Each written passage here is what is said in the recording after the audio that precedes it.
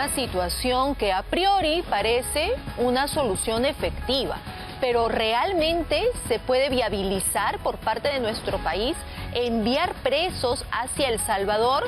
Lo comentamos con un especialista, el doctor Lucas Gersi nos acompaña justamente para poder analizar este tema y conversábamos antes de salir al aire.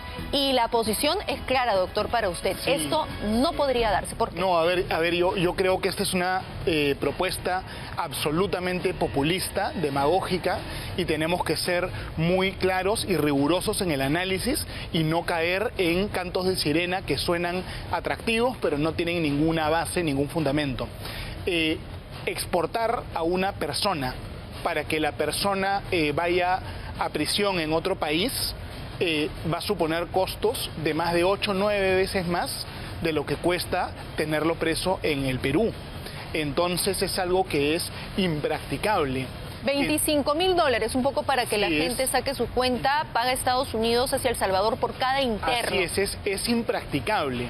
Es decir, no es algo que se va a poder hacer en una escala suficiente como para que tenga un impacto real. O sea, un primer problema es el problema de la practicabilidad. Encima del problema de la practicabilidad ya hay un problema jurídico. El derecho penal se basa en el principio de la territorialidad. ¿Eso qué significa? Las personas van presas en el delito donde se comete, en el país, perdón, donde se comete el delito. Hacer esto sería regresar un poquito a lo que ocurría en el Perú en los años 70, que la dictadura militar deportaba a sus propios nacionales.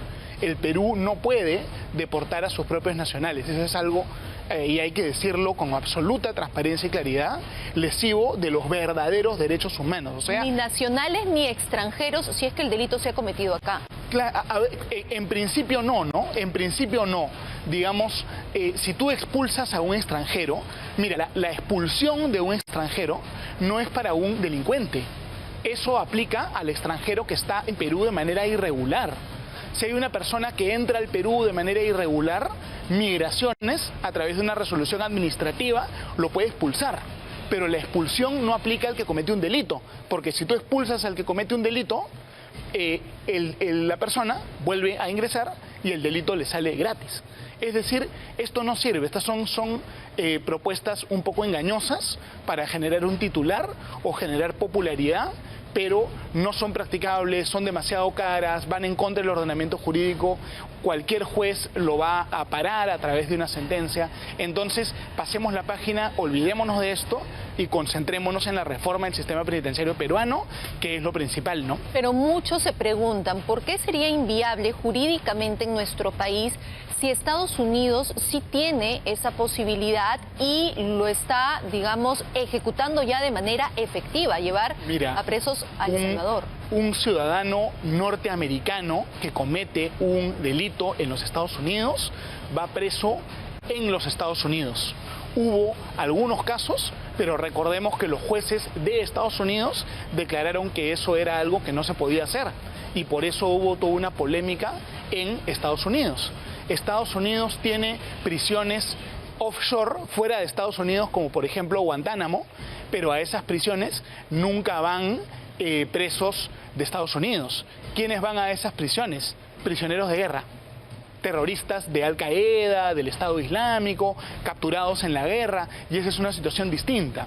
Pero un ciudadano americano no podría ir preso a El Salvador o al Perú o a cualquier otro país. Pero eso es lo que justamente contravenir el derecho, ¿no? Se proponía, que no sean delincuentes peruanos, sino ciudadanos extranjeros que han delinquido en el país y que podrían ir hacia El Salvador. Pero ese es algo que jurídicamente no tiene ni pies ni cabeza, porque tiene que haber una conexión. Es decir, no puede estar presa una persona en un país que no tiene nada que ver ni con su nacionalidad ni con el lugar donde se cometió el delito. Es decir, ya estamos cruzando fronteras que no se deben cruzar, que ya nos llevan a una situación de autoritarismo. ¿Y por qué el Ejecutivo lo plantea? ¿Hay alguna forma de recurrir a instancias internacionales para que puedan aprobar este planteamiento? No, las instancias internacionales no hacen aprobación preventiva de políticas públicas, ¿no? Si es que esto se aprueba, obviamente los afectados podrían acudir a las instancias internacionales, que yo no soy fan de ellas, pero de todas maneras se pronunciarían.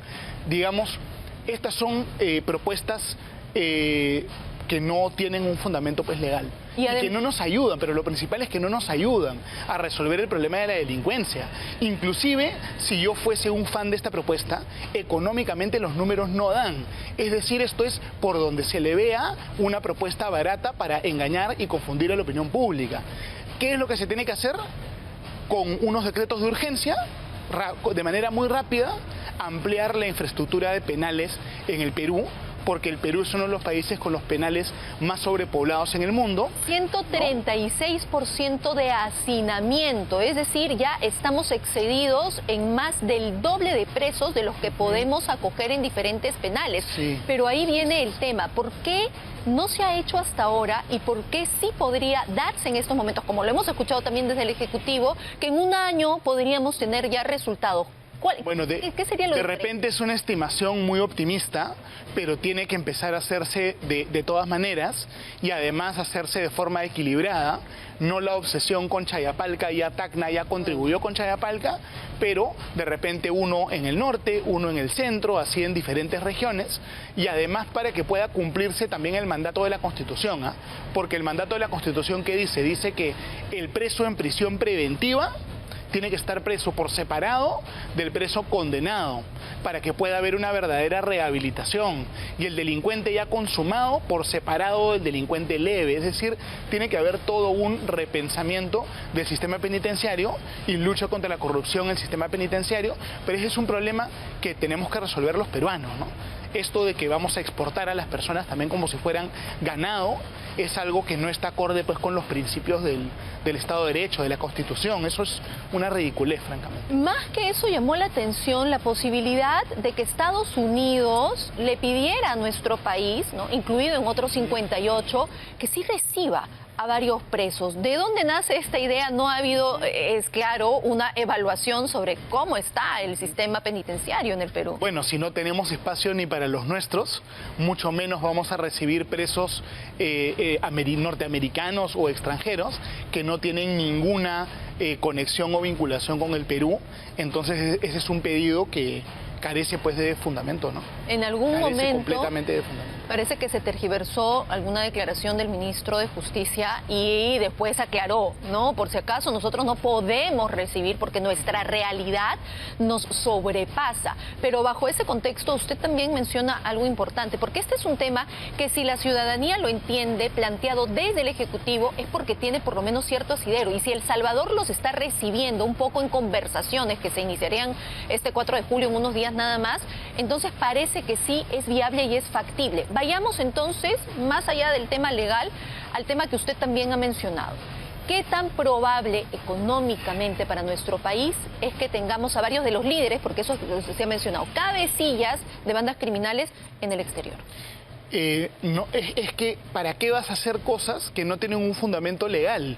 Si es que Abimael Guzmán ha estado preso de manera segura en el Perú, el cabecilla de una banda de extorsionadores, por supuesto que tiene que estar preso también de manera segura en el Perú. Pero es que no lo están.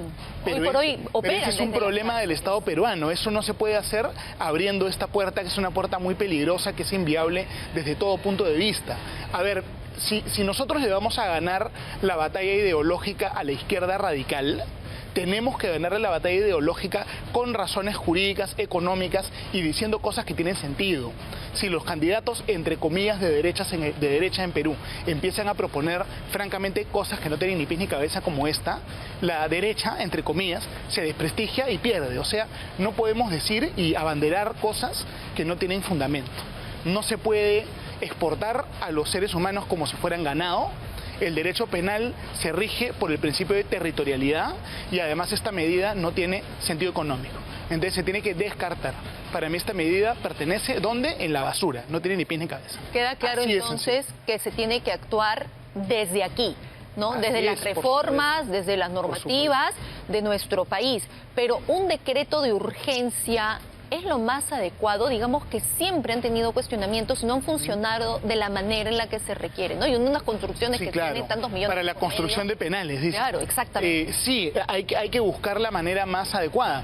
Yo recuerdo que en los últimos días del gobierno de Humala salió un reglamento, salieron unas normas que permitían inclusive la concesión de penales a privados para que una empresa privada los pudiera construir más rápidamente. Es controversial, yo sé, pero hay alternativas, ¿no? Lo que se trata es el Estado peruano tiene que construir de manera eficiente y operar de manera eficiente y sin corrupción penales en el Perú. Y ese problema no lo vamos a evadir, lo tenemos que resolver en el Perú. Muy bien. Ese es el tema. Ha sido absolutamente claro, por supuesto, Muchas en gracias. esta postura, como Muchas siempre, gracias. doctor Gersi. Gracias por haber estado con nosotros, por haber compartido esta mañana. Gracias.